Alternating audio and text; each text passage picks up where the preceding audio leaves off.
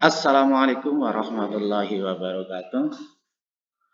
Bertemu kembali dengan Pak Guru. Bagaimana kabarnya anak-anak kelas 5 yang cerdas ceria, yang soleh solehah? Mari kita hari ini belajar untuk tema 6, pembelajaran kedua. Ya, untuk subtema 1 kelas 5 ya. Pembelajaran 2 materinya tentang apa? Muatan pelajarannya. Yang pertama nanti ilmu pengetahuan alam atau IPA, yang kedua bahasa Indonesia, yang ketiga SPDP. Ya, untuk bahasa Indonesia yang pertama adalah membuat pertanyaan dari teks. Pada pembelajaran 1 kita sudah belajar teks eksplanasi. Ya, bagaimana untuk mengetahui isi bacaan teks eksplanasi kemarin? Kemarin sudah kita bahas, ada yang pertama dengan cara membaca dengan teliti semua teksnya. Yang kedua, cari kata kuncinya atau kata pentingnya. Yang terakhir adalah dengan membuat pertanyaan dari teks dengan 5W dan 1H. Kali ini, mari kita pelajari pertanyaan 5W 1H. Ya. Bagaimana membuat pertanyaan dari teks eksplanasi ya kemarin? Tentu kalian pernah ya membuatnya ya. Ini pertanyaan Pak Guru, di sini digambarkan Pak Guru. Pernahkah kalian membuat pertanyaan untuk mendapatkan informasi dari sebuah teks? Tentu sudah ya. Mari kita pelajari lebih dalam lagi. Nih, informasi pada teks dapat kita peroleh ya dengan membuat pertanyaan yang berkaitan dengan teks tersebut. Ya, yang kita akan bahas adalah membuat pertanyaan dengan kata tanya 5W dan 1H. Masih ingat 5W 1H? Baik, kita ingat kembali. Ya, kata tanya dengan 5W 1H, W yang pertama what. Dalam bahasa Indonesia artinya apa atau apakah. Yang kedua who atau siapa. Ya, nanti siapakah ya. Yang ketiga when dalam bahasa Indonesia artinya kapan. Yang keempat why, kenapa. Yang kelima terakhir where, artinya di mana atau kemana. Terakhir 1H, 1H itu how, artinya bagaimana. Baik, what atau apa ini untuk menanyakan apa ya? Ya betul. What itu untuk menanyakan benda atau keadaan atau peristiwa. Ya, apakah yang kamu lihat di atas meja, misalnya seperti itu kan berarti jawabannya tentang benda. Who, mudah sekali ya. Who untuk menanyakan seseorang. Siapa guru kalian? Itu kan berarti nama orangnya, siapa gurunya. When ya, untuk menanyakan waktu ya. Kapan? Kapan kamu berangkat ke Jakarta? Itu bahkan ditanyakan waktunya kapan. Bisa besok pagi, besok sore, atau besok lusa ya. Atau kalau sudah lewat ya misalnya tanyakan kemarin hari Sabtu dan seterusnya. Why untuk menanyakan alasan. Ya, kenapa kamu terlambat? Nanti ada alasannya. Karena jalanan macet, Pak, misalnya kayak gitu. Yang kelima, where atau di mana atau kemana untuk menanyakan tempat juga, tapi tempat ya. Ya, untuk menanyakan tempat, ya. Di mana kamu tinggal atau kemana kamu akan pergi, itu jawabannya tempat. Terakhir, bagaimana? Biasanya untuk menanyakan peristiwa atau kabar. Bagaimana kabarmu hari ini? Alhamdulillah, sehat walafiat. Baik, kita lanjutkan. Bacalah teks berikut ini. Perbedaan suhu dan kalor, ya. Panas atau kalor dan suhu adalah suatu hal yang berbeda. Ini perhatikan, kalor dan suhu itu berbeda. Energi panas merupakan salah satu energi yang dapat diterima dan dilepaskan oleh suatu benda. Ketika sebatang logam dipanaskan dengan api, batang logam tersebut mendapatkan energi panas dari api. Energi panas membuat batang logam tersebut menjadi panas. Ketika batang logam tersebut panas, suhu meningkat. Ketika batang logam menjadi dingin, suhunya berarti turun. Suhu adalah besaran yang menyatakan derajat panas suatu benda. Suhu suatu benda menunjukkan tingkat energi panas benda tersebut. Ya, menunjukkan tingkat energi panas benda tersebut. Satuan suhu yang digunakan di Indonesia adalah derajat Celcius. Alat untuk mengukur suhu disebut termometer. Satuan panasnya dinyatakan dengan kalori dan diukur dengan kalorimeter. Ya. Untuk memahami isi bacaan teks tersebut, ya, baik kita menjawab pertanyaan dari teks. Apakah suhu dan kalor itu sama? Ya, dari judulnya saja ini ada pertanyaan ya. Kenapa ya? Jelas, judulnya saja perbedaan suhu dan kalor. Berarti jawabannya tidak. Contoh pertanyaan yang kedua dengan pertanyaan mengapa? Mengapa batang logam yang dipanaskan lilin menjadi panas? Ya, di bacaan di situ dipanaskan api ya, mohon maaf ya, dipanaskan api menjadi panas. Misalnya ini perlu contohkan apinya api lilin. Cari di bacaan dengan teliti, jawabannya adalah karena logam mendapatkan energi panas dari api. Api itu maksudnya. Lanjut. Kalian bisa membuat pertanyaan-pertanyaan yang lain dengan 5B1H tadi ya. Iya. Iya. Pernahkah kalian membuat teh panas atau es jeruk? Teh panas mungkin sering ya kalau di rumah ada tamu atau disuruh bapak ibu membuatkan teh panas. Kalau es jeruk ya mungkin pernah juga. Tapi seringnya kayaknya pas keluar ya. Pas makan di luar, di warung, di kafe dan lain sebagainya, di rumah makan pasti pernah ya beli es jeruk. Kira-kira apa perbedaannya ya? Baik, kita lanjutkan.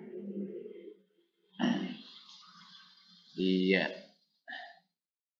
kita sering membuat teh panas ya, dan kita mengatakan bahwa mengukur panas ya dapat dengan sentuhan tangan. Kita tahu bahwa teh itu panas karena kita memegang gelasnya terasa panas ya. Tapi ternyata indera peraba ya akan mengirimkan informasi ke otak bahwa gelas ini panas. Kalian mengatakan panas karena kalian tangannya meraba, di kulit kita ada indera peraba yang mengirimkan informasi ke otak kita. Otak kita mengatakan bahwa gelas ini panas. Kita juga sering, misalnya pada waktu memegang gelas es jeruk ya, mengukur panas dengan sentuhan tangan, dipegang gelasnya, kita mengatakan ya, berdasarkan rabaan kita, ya rabaan kita ada indera perabanya di kulit, mengirimkan informasi ke otak, mengatakan bahwa gelas ini dingin. Apakah bisa? Apakah dapat indera peraba kita, kulit kita menjadikan alat ukur panas dan dingin suatu benda? Ya, indera peraba tidak dapat digunakan untuk mengukur derajat panas suatu benda. Untuk merasakan panas bisa, tapi untuk mengatakan berapa derajat panasnya, berapa derajat Celcius itu tidak bisa. Nah, besaran yang dapat menentukan panas disebut suhu atau temperatur. Ya, suhu atau temperatur. Satuan suhu di Indonesia tadi sudah disebut di depan adalah menggunakan derajat Celcius. Kalian kelas 5 sudah belajar ya bahwa derajat di dunia ini banyak sekali, ada derajat Kelvin, Reaumur, Fahrenheit dan yang lainnya, dan Celcius. Celcius inilah yang umum digunakan di Indonesia. Alat untuk mengukur suhu disebut termometer. Termometer, ingat ya, alat ukur suhu namanya termometer. Nanti macam-macamnya kita bahas selanjutnya. Ya, jenis-jenis termometer. Ya, ada termometer air raksa. Termometer itu alat ukur suhu itu isinya air raksa. Air raksa ternyata dapat digunakan untuk bahan isi dari termometer itu sendiri, karena air raksa nanti mudah naik dan turun ketika mendapatkan suhu panas atau dingin. Ini bentuknya termometer seperti ini. Ini kalian kalau periksa ke bidan atau ke dokter mungkin menggunakan ini, tapi sekarang sudah jarang ya, karena sudah ada termometer yang lebih bagus lagi. Kalian akan lihat yang seperti ini biasanya kalau pergi ke dokter, ke bidan ya. Ini biasanya diletakkan di bagian tubuh kita yang hangat, bisa di ketiak, bisa di leher, atau di mana yang paling hangat ya. Ini termometer digital ya, pakai digital itu tidak melihat. Kalau yang pertama ini melihat ini kenaikan air raksanya ini sampai naik suhu berapa, ini ada misalnya 37. Tapi kalau termometer digital ini pakai angka digital di sini 39 misalnya ini. Ini jenis termometer yang kedua. Jenis termometer yang ketiga adalah menggunakan inframerah ya. Ya, kalau ini isinya air raksa, kalau ini digital, ini penampakannya digital ya. Yang terakhir inframerah. Inframerah yang sekarang ini kalian sering lihat ya, Bapak Ibu gunakan ya. Ini menggunakan termogan, termometer tembak ya. Tapi bukan tembak pakai peluru ya, ditembak dari jarak jauh cukup, karena di sini dari depan ini ada cahaya inframerah ya, yang diarahkan ke bagian tubuh kita. Biasanya Bapak Ibu guru arahkan ke tangan kalian ya. Nah, sebenarnya ini juga inframerah ini untuk apa ya? Untuk menangkap suhunya. Kalau ini juga sama sebenarnya, ini digital, angkanya digital ya. Ini digital sama. Tapi kalau ini ditempel di tubuh kita, di bagian tubuh yang hangat, kalau ini tidak perlu ditempel tapi cukup diarahkan kepada bagian tubuh kita. Paham ya Nana? Baik. Selanjutnya kita belajar tentang SPDP ya, muatan pelajaran SPDP. Ini ada gambar anak sedang main piano ya. Iya. Apakah kalian masih ingat tangga nada? Tentu masih ingat ya, do, re, mi, fa, sol, la, si, do ya. Iya, tangga nada itu jenisnya ada dua. Satu diatonis yang terdiri dari 7 nada, yaitu do, re, mi, fa, sol, la, si, do. Ya. Untuk tangga nada diatonis itu dibagi dua, yaitu diatonis mayor dan diatonis minor. Ya, masih ingat ya, diatonis mayor dan diatonis minor. Di pembelajaran sebelumnya sudah kalian pelajari diatonis mayor dan minor ya. Yang kedua, tangga nada pentatonis ya. Pentatonis yang bagaimana? Pentatonis ini terdiri dari 5 nada. Kalau diatonis ada 7, itu do, re, mi, fa, sol, la, si, do ya, do, re, mi, fa, sol, la, si ya. Untuk pentatonis itu ada 5. Ada 5 nada apa saja? Baik ya. Sebelum 5 nada, pentatonis dibagi 2 dulu, yaitu ada pelog, ada slendro. Nih kalau pelog nadanya ada 5, do, mi, fa, sol, si. Ya. Ini biasanya lagu-lagu yang tangga nada pentatonis ini untuk lagu-lagu daerah, lagu anak-anak ya. Untuk yang slendro itu nadanya do, re, mi, sol, la. Ya, ini ada 5 nada. Ini perhatikan perbedaan tangga nada diatonis dan pentatonis ya. Oke, sekarang saya tahu ya. Sudah mengerti kan? Alhamdulillah kalau sudah mengerti. Kita lanjut kepada materi selanjutnya, masih SPDP. Contoh lagu diatonis mayor ya. Halo halo Bandung ya. Lagunya diatonis mayor itu biasanya rancak ya, semangat ya, temponya cepat ya. Untuk diatonis minor contohnya Dini Syukur lagunya sendu, ya, menyedihkan, ya, nadanya rendah pelan biasanya. Untuk contoh lagu pentatonis pelog, ya di lagu anak-anak biasanya cublak cublak suweng, ini salah satu contohnya.